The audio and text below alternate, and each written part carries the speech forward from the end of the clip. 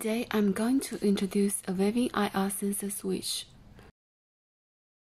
Wave toward the bottom of the sensor to turn on the lights.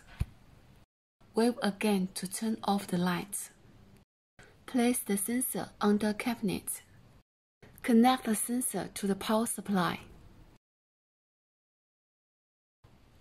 Install the LED strip. Make sure the surface is dry and clean. Now wave to turn on the lights.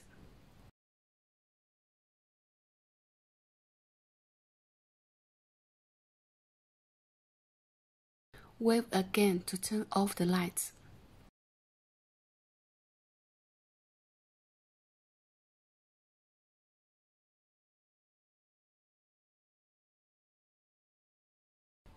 Now I'm gonna show you how to connect the LED strip to the connector. First, peel off the backing tape, then the double-side tape. Or you cannot get a clean connection with the connector.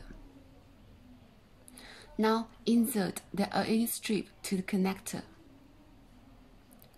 Make sure the positive end and the negative end on the strip match to the clamps.